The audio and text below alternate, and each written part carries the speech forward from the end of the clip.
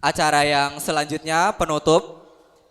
Sebelum kami tutup akan ada satu persembahan terakhir dari Patria Wihara Bodhi Santi. Kami selaku pembawa acara memohon maaf yang sebesar-besarnya apabila kami dalam membacakan susunan acara dari awal sampai akhir ada salah kata.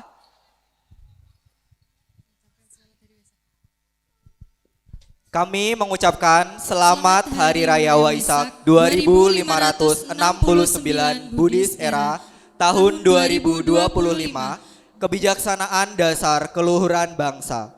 Semoga semua makhluk berbahagia. Sadu, sadu, sadu. Kita sambut persembahan terakhir dari Patria Wihara Bodhi Santi dengan drama.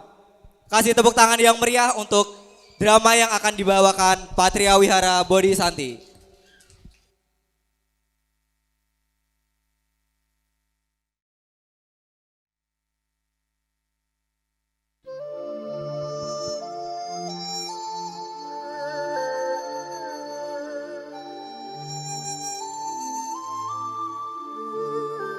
Tus, tus.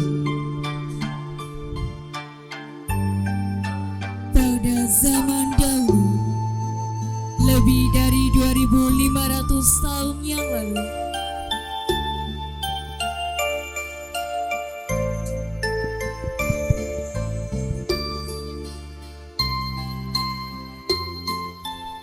tus, tus.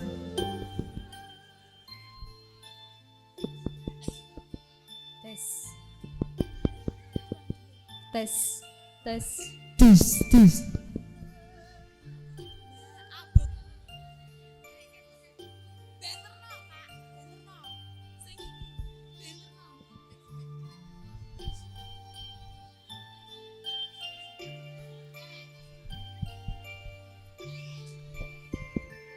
Tus, Tes, tes. tus, tus.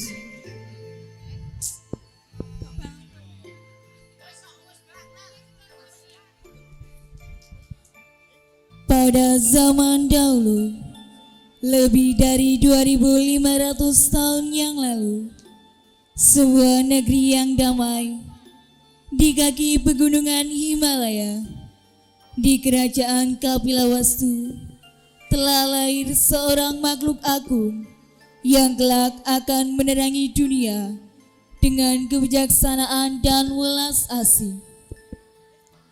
Ini adalah kisah tentang seorang pangeran yang meninggalkan istana megah, kemewahan, dan keluarga tercinta demi menjawab pertanyaan umat manusia.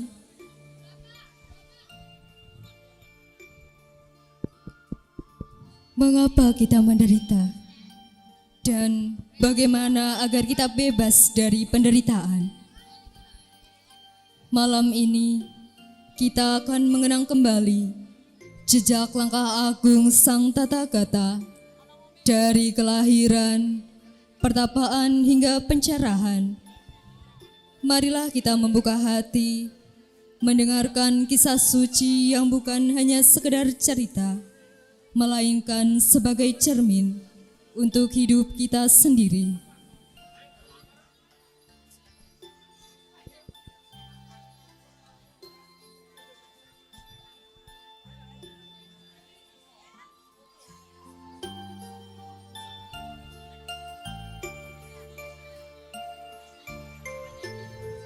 Di malam bulan purnama yang tenang, saat langit berhiaskan bintang-bintang gemilang, Ratu Maya, istri dari Raja Surodana, terlelap dalam tidurnya di istana Kapilawastu.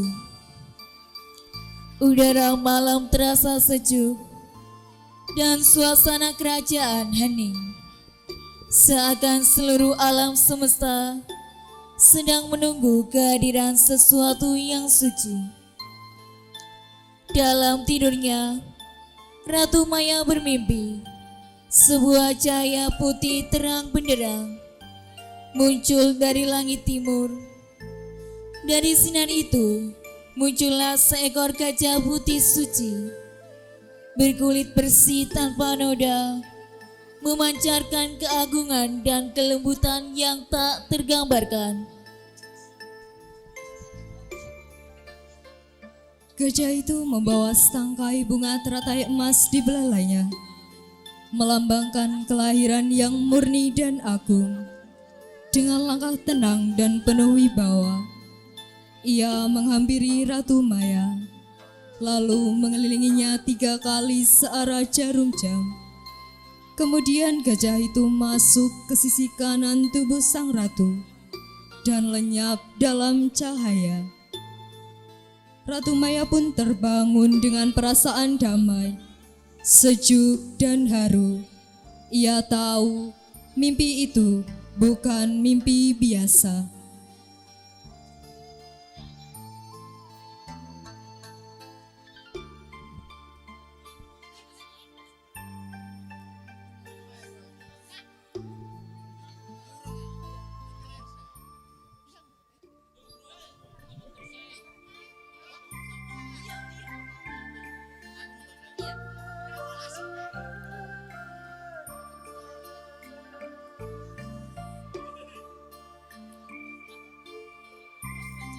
Keesokan harinya, mimpi itu diceritakan kepada Raja Suddhodana.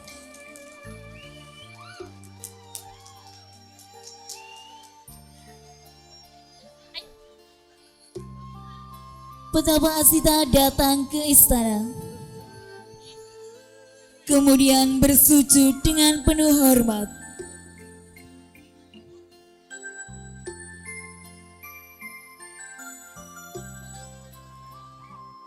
Wahai Paduka Raja, mimpi Ratu Maya adalah pertanda kelahiran seorang makhluk suci.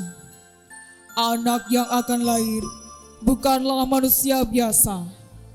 Jika ia tetap hidup di dunia, ia akan menjadi raja besar, penakluk dunia. Namun jika ia meninggalkan istana, ia akan menjadi Buddha yang membebaskan dunia dari penderitaan. Raja Suddhodana mendengarkan dengan cemas dan kagum. Dalam hatinya, tumbuh harapan agar anaknya kelak menjadi raja besar. Namun, langit telah menetapkan takdir lain.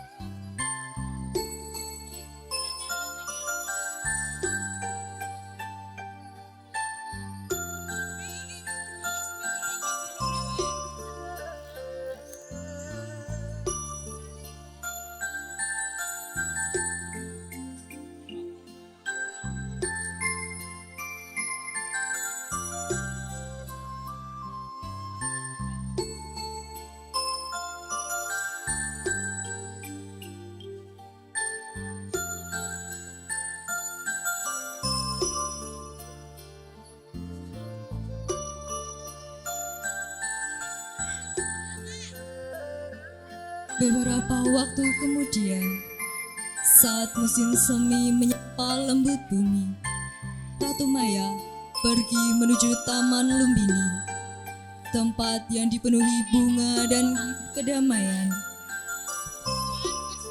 Di bawah pohon sala yang sedang mekar, dengan berdiri memegang dahan, Ratu Maya melahirkan. Bayi lelaki itu lahir dalam keadaan bersih, suci, dan bercahaya.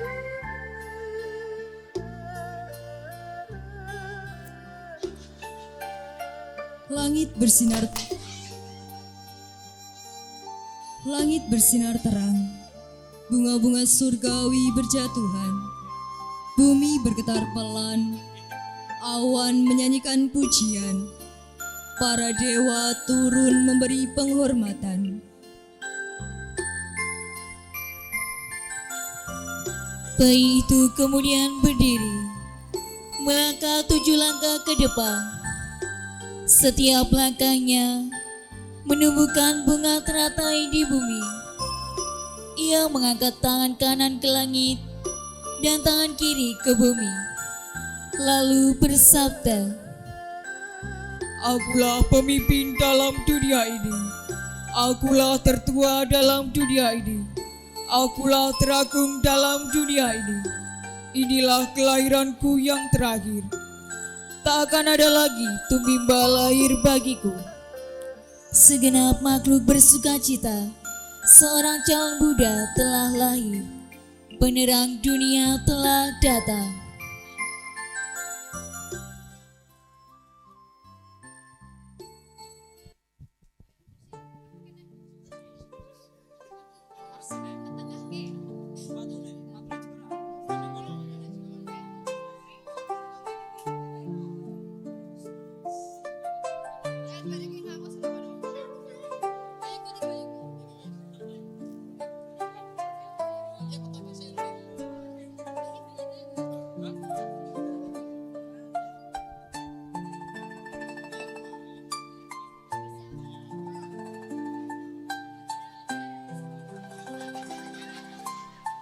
Tak lama setelah kelahiran bayi Agung di Taman Lumbini, berita keajaiban itu tersebar hingga ke gunung-gunung, tempat para pertapa berteduh. Salah satunya adalah Asita, seorang pertapa bijak yang telah lama meninggalkan dunia, menekuni hidup suci di pegunungan Himalaya. Hari itu, Asita duduk bermeditasi. Di puncak sunyi, tiba-tiba langit bersinar. Angin membawa harum bunga surga. Ia membuka mata dan melihat pertanda luar biasa. Makhluk-makhluk surgawi menari dan bersukacita. Lalu suara lembut dari langit terdengar. Seorang bayi telah lahir di bumi, yang kelak akan menjadi Buddha, sang pembebas. Betapa Asita tersentak. Air matanya menetes, bukan karena duka, tetapi karena rasa haru yang tak terlukiskan. Dengan cepat, ia menuruni gunung dan berangkat menuju istana Kapilawastu.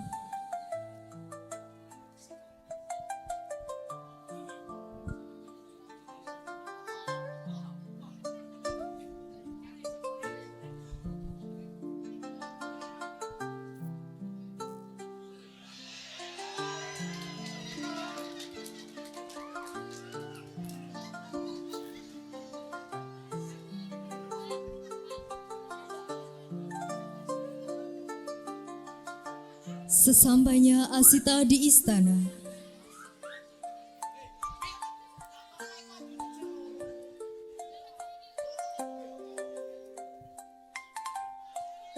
Raja Sudodana menyambutnya dengan penuh kehormatan. Asita memandang dan meneliti tanda-tanda agung pada bayi kecil itu dengan mata berkaca-kaca. Lalu ia mengangguk perlahan bersujud, dan berkata dengan suara gemetar, "Wahai Paduka Raja, anak ini bukan manusia biasa. Ia memiliki 32 tanda seorang Mahapurisa, makhluk agung. Jika ia hidup dalam kemewahan duniawi, ia akan menjadi Cakrawartin, Raja dunia yang adil.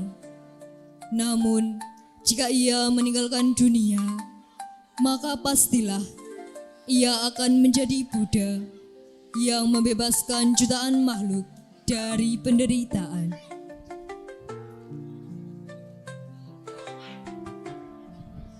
Seketika itu, istana hening. Raja Suddhodana tersenyum penuh harap. Namun di balik sorot matanya, tampak rasa cemas yang mulai tumbuh. Sementara itu, betapa Asita tertawa. Kemudian tak lama ia meneteskan air mata. Mengapa engkau menangis, orang suci? Aku menangis bukan karena sedih, tetapi karena aku tahu di usia tuaku ini, aku tidak akan hidup cukup lama untuk menyaksikan saat ia mencapai pencerahan dan mengajarkan kebenaran kepada dunia. Lalu Asta pergi kembali ke gunung tempat ia tinggal. Namun sebelum ia meninggalkan istana, ia menatap bayi itu sekali lagi dan dalam hatinya berseru, "Wahai calon Buddha, semoga dunia cukup kuat untuk menerima cahayamu."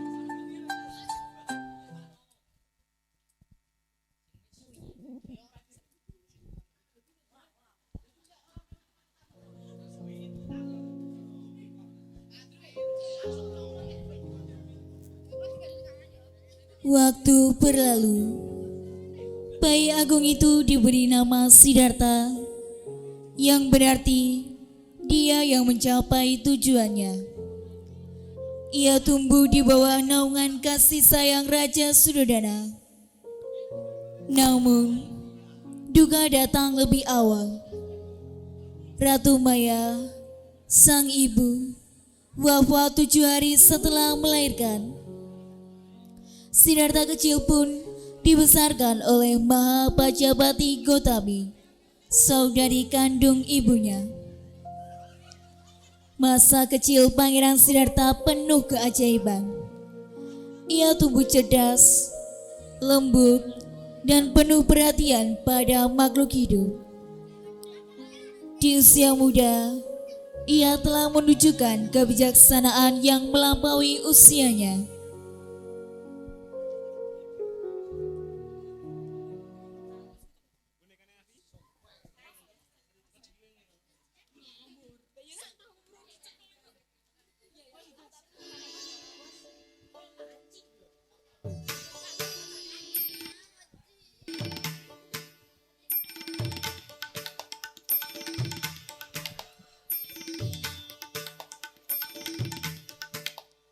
Tahun demi tahun berlalu. Pangeran Siddhartha tumbuh menjadi pemuda yang tampan, bijaksana dan penuh kasih. Untuk menjaga agar sang pangeran tetap berada dalam kehidupan duniawi, Raja Suddhodana menikahkannya dengan seorang putri bangsawan cantik bernama Yasodhara. Mereka hidup dalam kemewahan yang tiada banding, hidup yang seolah sempurna di mata dunia. Namun dalam hati Siddhartha masih ada kehampaan, sebuah kekosongan yang tak bisa diisi oleh harta, tahta atau cinta.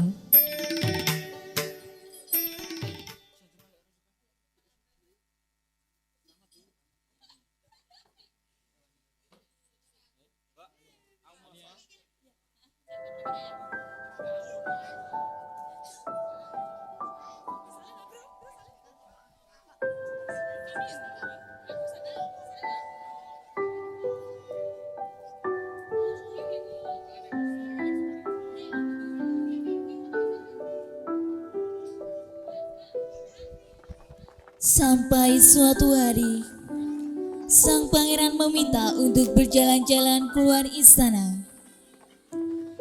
Raja awalnya menolak, namun akhirnya mengizinkan dengan catatan jalan yang akan dilalui dibersihkan dari segala bentuk penderitaan. Peristiwa terjadi saat perjalanan keluar gerbang timur.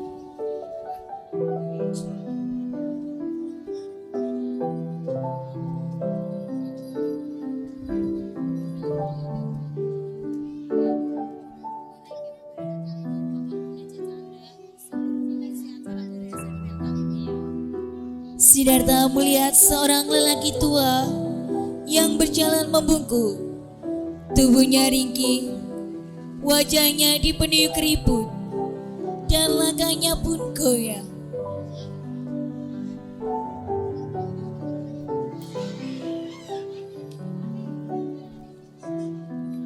Jana, apa yang terjadi pada orang ini? Itulah usia tua, tuanku. Semua makhluk akan mengalaminya bila hidup cukup lama. Pangeran terdiam untuk pertama kalinya. Ia menyadari kehidupan tidak selamanya indah dan mudah.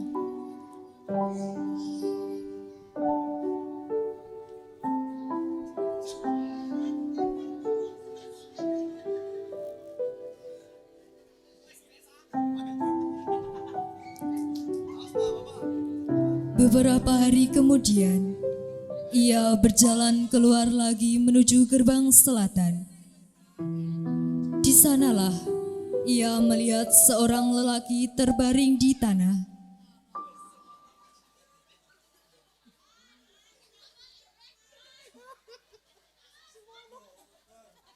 Menggeliat kesakitan, tubuhnya demam, wajahnya pucat, nafasnya terengah.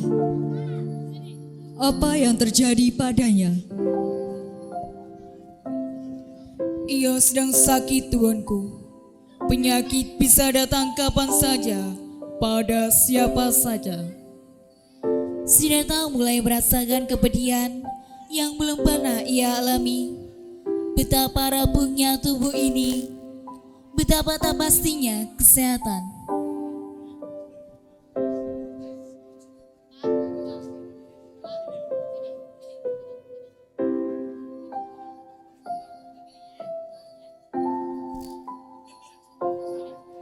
Pada perjalanan ketiga, keluar gerbang barat,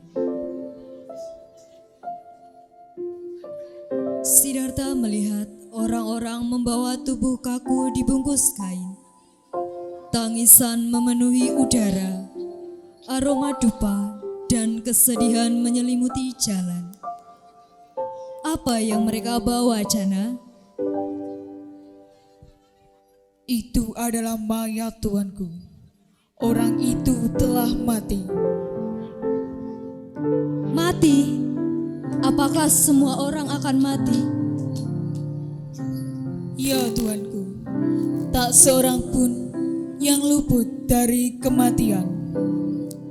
Siddhartha diam membisu.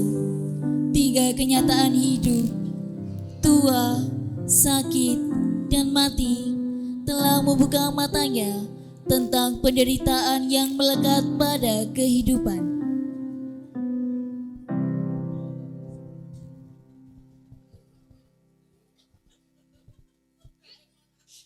Namun pada perjalanan keempat, keluar gerbang utara,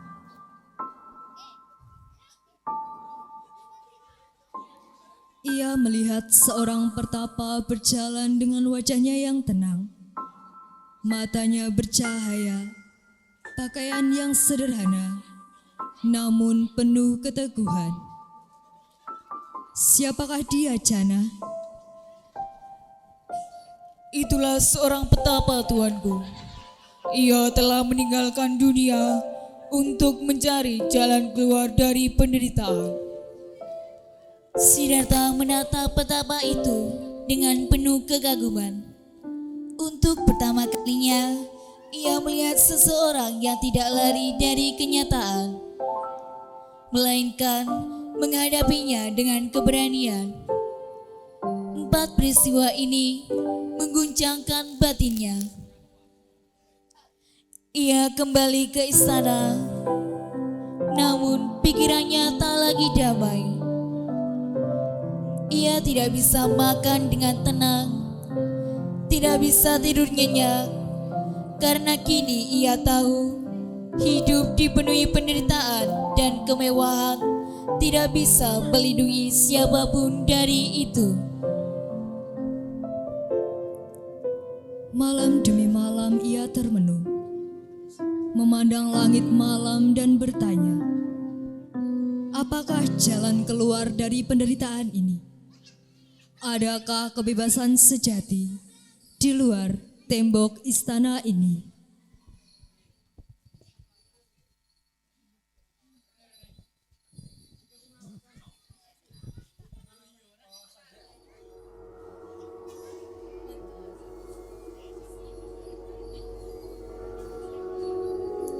Setelah menyaksikan 4 peristiwa agung, malam demi malam, Pangeran Siddhartha gelisah.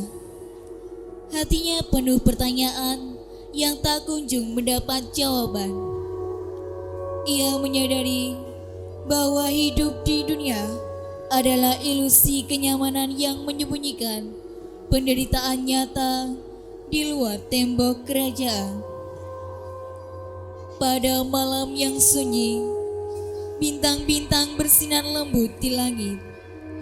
Sementara angin berbisik lembut seperti suara alam yang memanggilnya.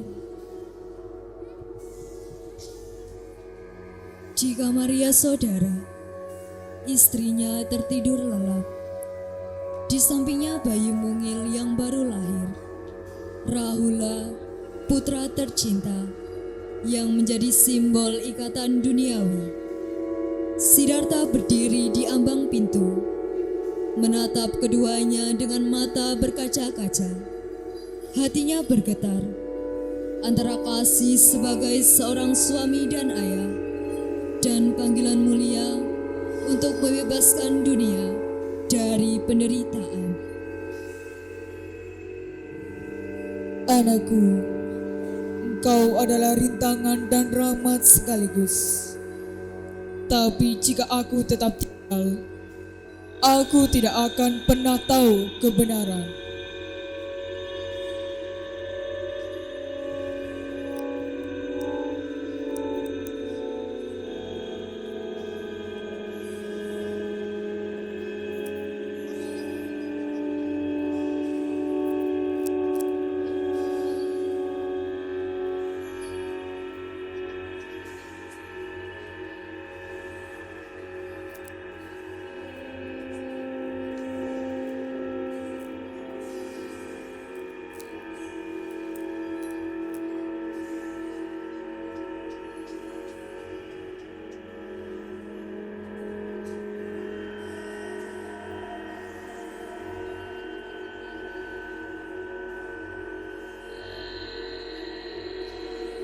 Dengan langkah pelan, ia berjalan menghampiri kuda kesayangannya Kantaka. Cana sang kusir setia telah bersiap diam-diam karena ia tahu malam ini bukan malam biasa. Dengan hati yang mantap, ia menunggangi Kantaka keluar dari gerbang utara. Dengan Cana mengiringi, meninggalkan kemewahan, meninggalkan putra dan istri tercinta demi satu tujuan suci, mencari jalan menuju pencerahan.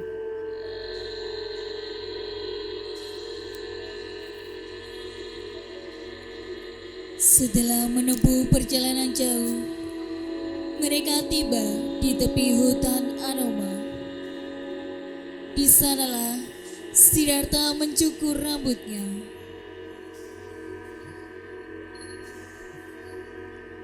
Melepaskan pakaian istana,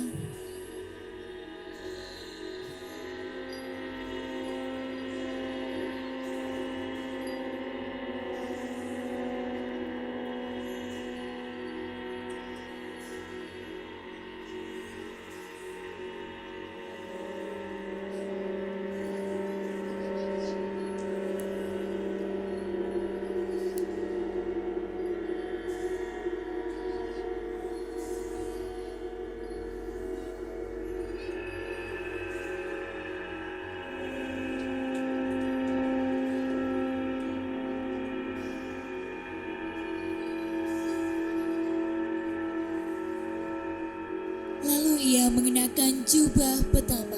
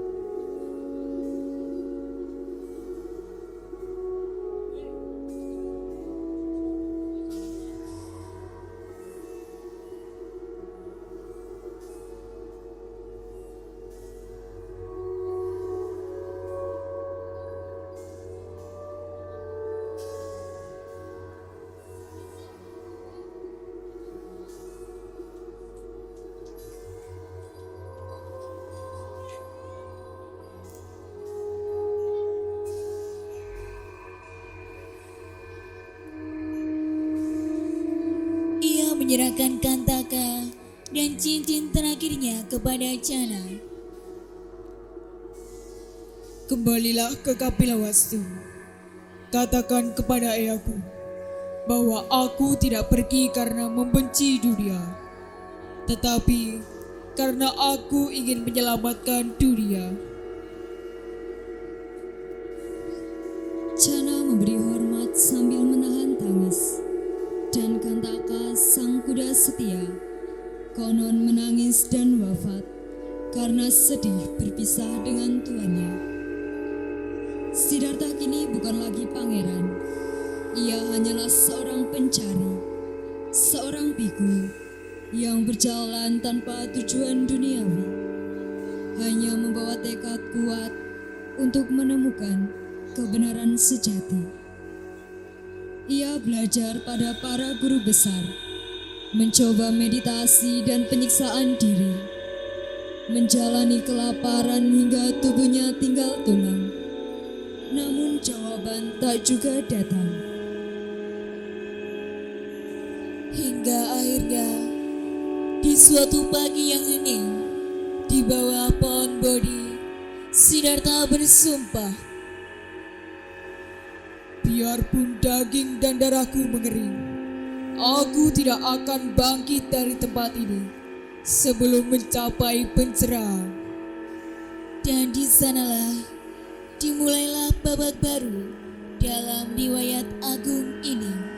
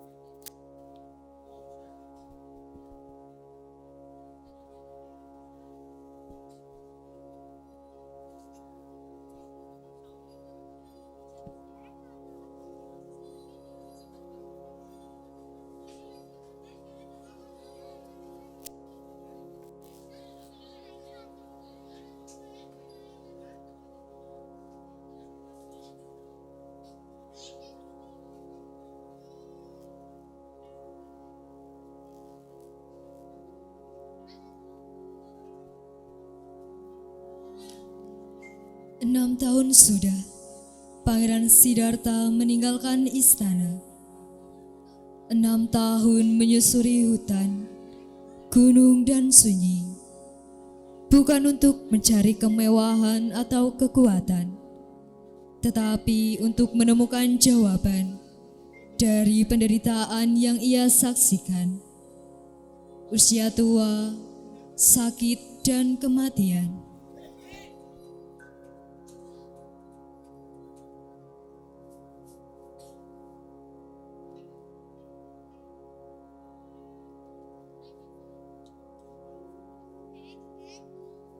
Ia berguru pada para petapa terkemuka, Alaraka Lama dan Udaka Ramaputa.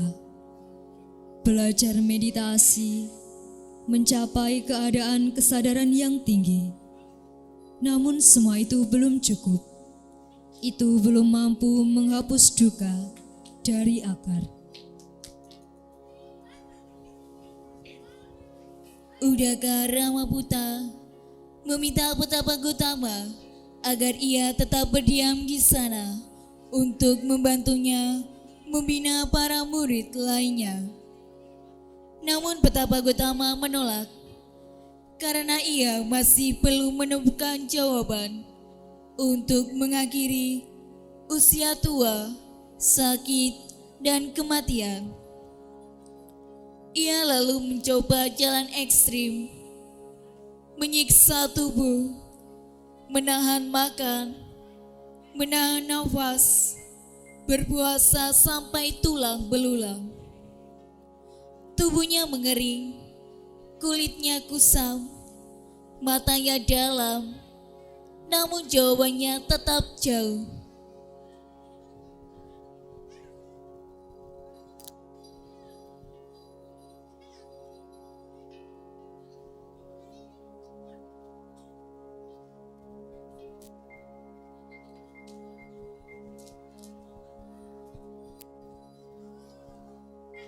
Suatu hari, saat ia berjalan tertatih di tepi sungai Neranjana, ia jatuh pingsan karena kelaparan. Tubuhnya tak kuat lagi. Di sanalah datang seorang gadis desa bernama Sujata, membawa semangkuk bubur susu manis dalam mangkuk emas. Dengan ketulusan hati, ia memberikannya kepada pertapa yang lemah itu, dan Siddhartha menerimanya dengan senyum lembut. Sujata pun bersujud dan berkata dalam hati, "Semoga engkau mencapai tujuan sucimu."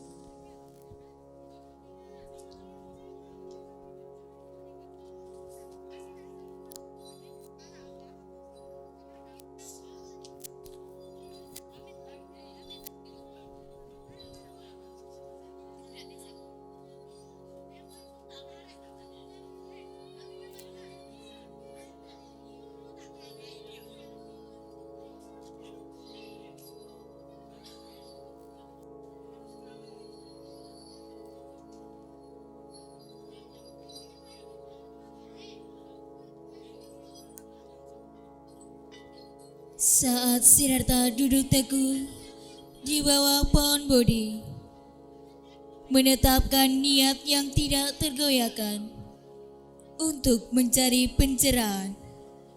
Mara, raja segala godaan dan kegelapan, merasa terancam. Dia tidak akan membiarkan seorang manusia yang menemukan jalan kebebasan tanpa perjuangan. Mara melihat Siddhartha sebagai ancaman, seorang manusia yang begitu dekat dengan pencapaian pencerahan. Sebuah pencapaian yang dapat membebaskan umat manusia dari siklus penderitaan yang tak berujung. Dia tahu jika Siddhartha berhasil, maka kegelapan yang ia ciptakan akan semakin sulit untuk menguasai dunia.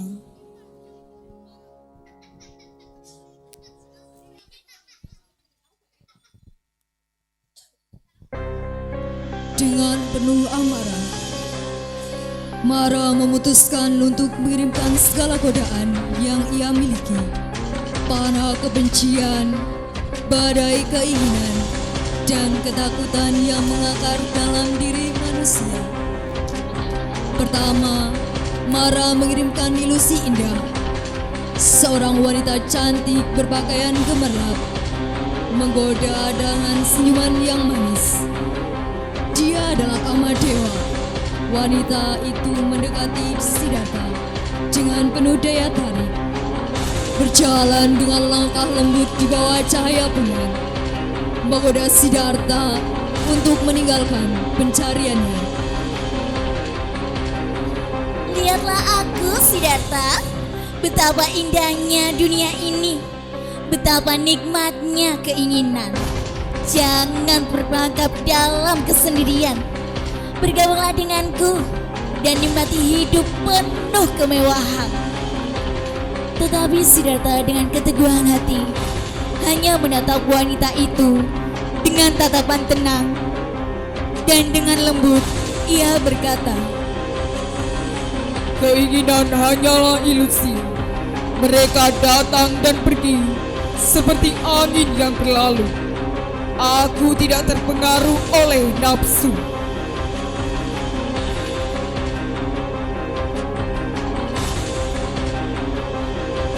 Marah-marah melihat keteguhan Siddhartha, mengubah taktiknya. Ia mengirimkan hujan panah kebencian dan ketakutan. Panah yang bisa membuat siapa saja merasakan ketakutan yang sangat mendalam. Langit menjadi gelap, badai mulai datang. Panah-panah kebencian meluncur deras ke arah Siddhartha. Namun Siddhartha tetap tidak bergerak. Dengan hati yang penuh kedamaian, ia menyaksikan panah-panah itu melayang di udara, lalu berubah menjadi bunga-bunga yang jatuh di sekitar kakinya. Kebencian dan kemarahan tidak memiliki pengaruh pada pencerahan batinnya. Marah yang semakin marah mengirimkan godaan terakhir, sebuah suara keras. Gemuruh yang memekakkan telinga, seperti gempa yang dapat mengguncangkan hati siapapun. Dia menantang Siddhartha dengan kebanggaan dan keagungan. Siapa yang bisa menjadi saksi bahwa engkau pantas mencapai pencerahan? Apa yang bisa membuktikan bahwa engkau layak? Aku adalah raja dunia ini. Aku yang berkuasa atas segala makhluk. Marah mengangkat jarinya dengan aku, seolah dunia ini miliknya. Namun Siddhartha dengan ketenangan yang luar biasa menatap tanah di bawahnya dan menyentuh dengan ujung jarinya. Bumi ini adalah saksi yang lebih kuat dari segala godaanmu. Tiba-tiba bumi bergetar. Gunung dan hutan di sekitar Buddhagaya bersaksi. Bumi mengguncang sebagai tanda bahwa Siddhartha benar-benar pantas mencapai pencerahan. Mara terkejut dan tak berdaya melihat pasukannya yang mulai menghilang satu persatu. Semua godaan dan teror lenyap tanpa bekas. Dia tak bisa lagi menguasai dunia batin Siddhartha. Dengan wajah penuh kebencian, Mara akhirnya mundur, meninggalkan Siddhartha yang tetap tegak di bawah pohon Bodhi, di bawah cahaya pagi yang menyinari segala kegelapan. Dan di sanalah Siddhartha akhirnya menyentuh kedamaian sejati, melepaskan segala keterikatan dan mencapai pencerahan yang tertinggi.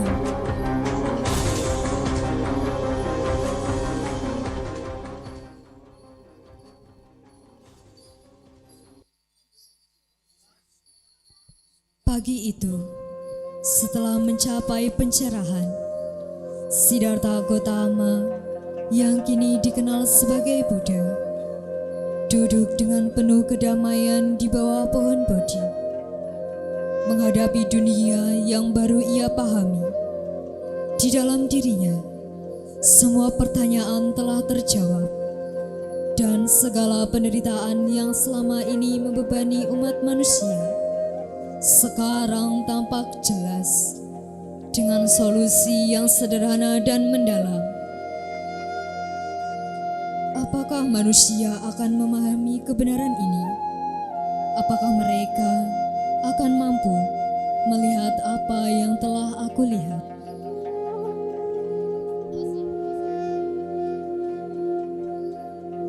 Dan untuk beberapa waktu ia hanya duduk dalam diam, merenung tentang apa yang harus ia lakukan selanjutnya.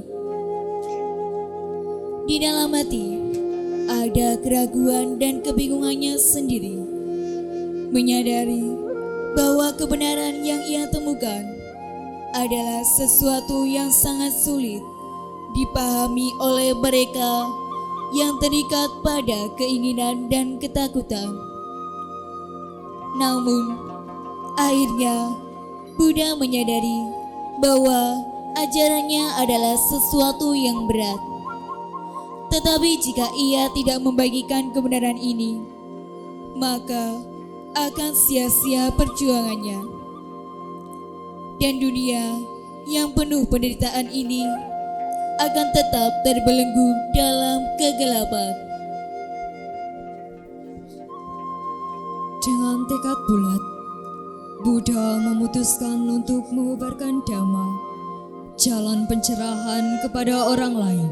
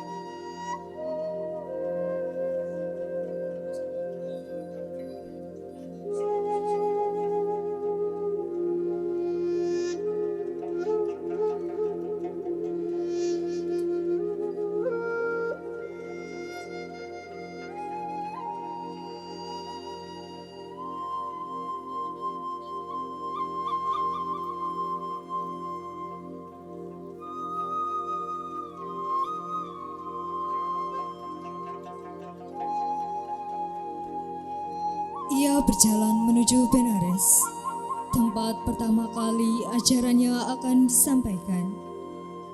Di sana, ia bertemu dengan 5 pertapa. Kondanya, Badia, Wapa, Mahanama, dan Asaji.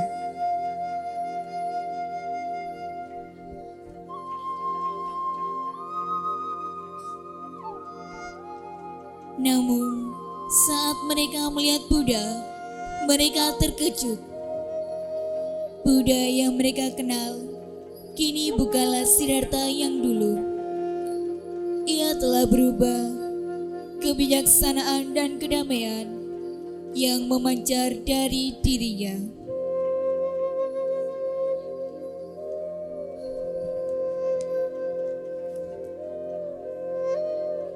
Buddha memulai pengajaran pertama kalinya dengan Dhammacakkappavattana Sutta, pemutaran roda Dhamma. dengan suara yang tenang dan penuh pengertian. Saudaraku, hidup ini penuh dengan penderitaan. Semua makhluk hidup mengalami lahir, tua, sakit, dan mati.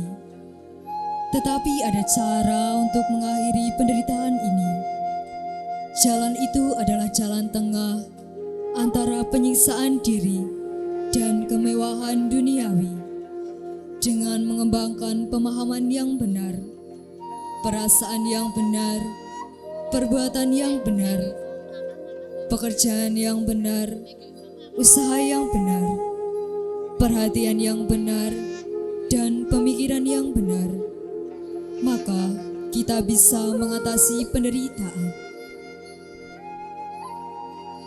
Dalam momen yang penuh kebahagiaan, kondanya menjadi orang pertama yang mencapai arahat melalui ajaran Buddha. Dengan mata yang kini terbuka, menatap Buddha dan berkata dengan penuh rasa hormat, Sekarang saya melihat dengan jelas, Anda telah menunjukkan kepada kami jalan menuju kebebasan dari penderitaan. dengan penuh kebahagiaan, Buddha tersenyum. Melihat para murid pertama kini mulai memahami Dhamma.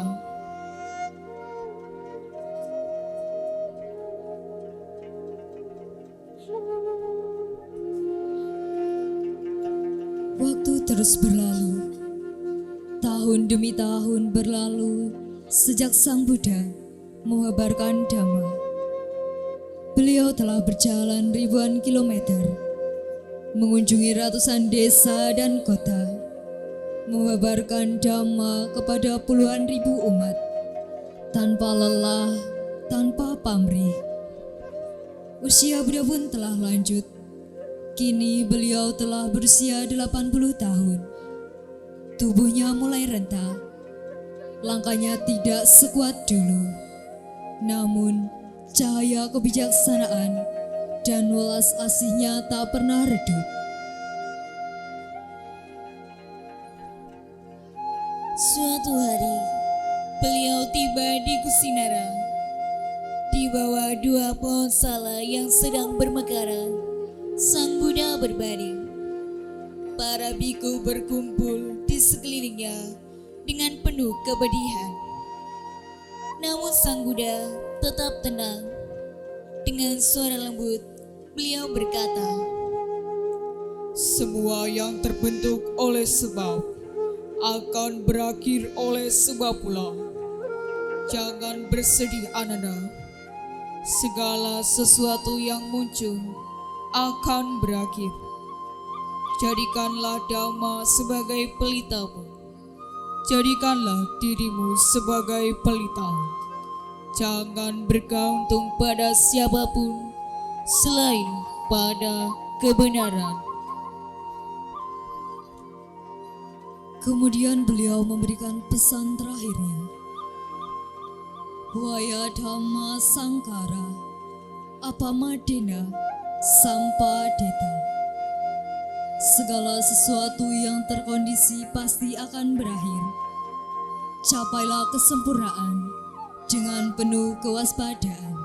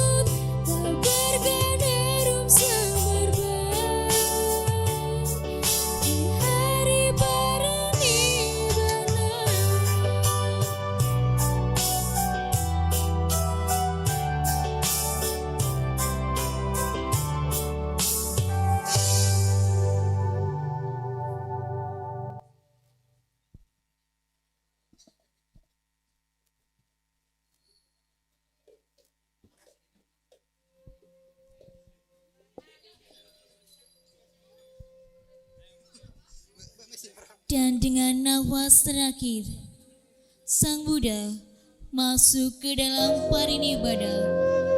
Lenyapnya kelahiran kembali, akhir dari penderitaan, damai yang sempurna.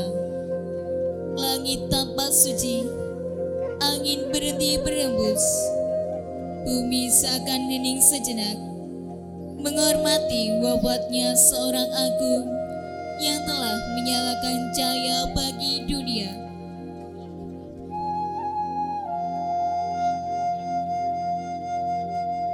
Namun Buddha tidak benar-benar pergi. Ajarannya tetap hidup, Dhamma tetap bersinar, Sangha terus menjaga warisan agung ini. Sang Buddha bukan hanya milik masa lalu. Beliau adalah pelita yang menyala dalam hati siapapun yang mencari kebenaran dan kedamaian sejati.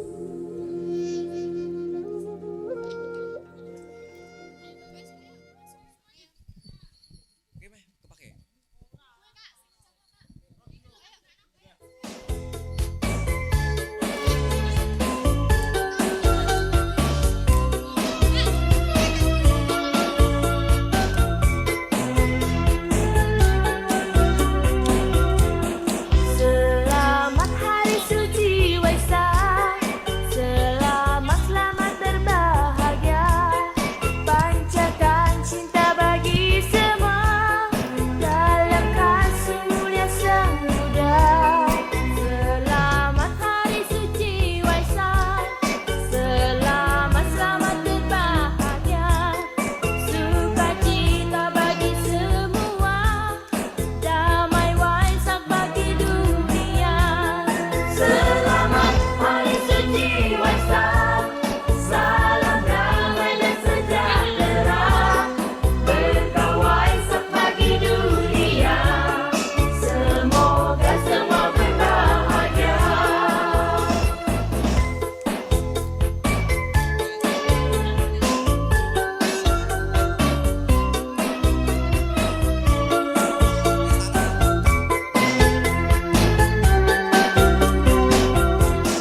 Selamat Hari Suci Waisak, selamat selamat berbahagia, panjatkan cinta bagi semua dalam kasih mulia Sang Buddha.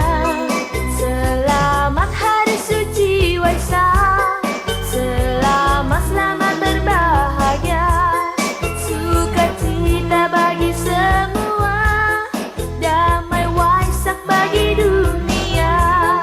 Selamat Hari Suci Waisak, salam damai dan sejahtera, berkah Waisak bagi dunia, semoga semua berbahagia.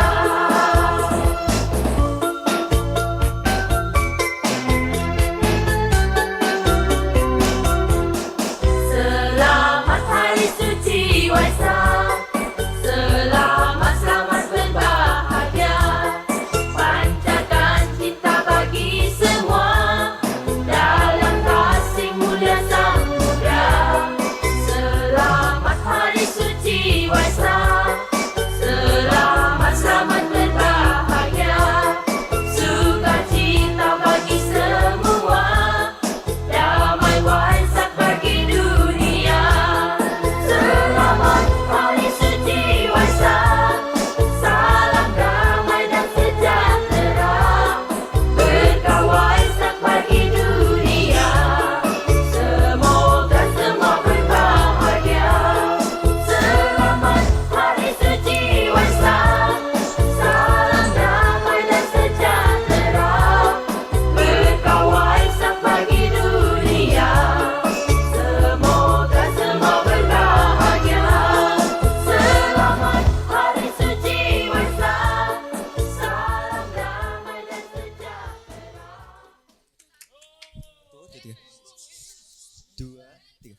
Kami pemuda Wihara Bodhisanti mengucapkan selamat Hari Raya Trisuci Waisak. Selanjutnya ada pembagian hadiah. Adik-adik jangan turun dulu. Siswa terajin sekolah minggu pada tahun 2025 ini diperoleh oleh adik Anggun.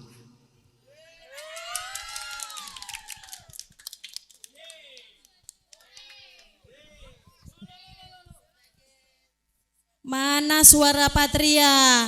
Patria? Patria?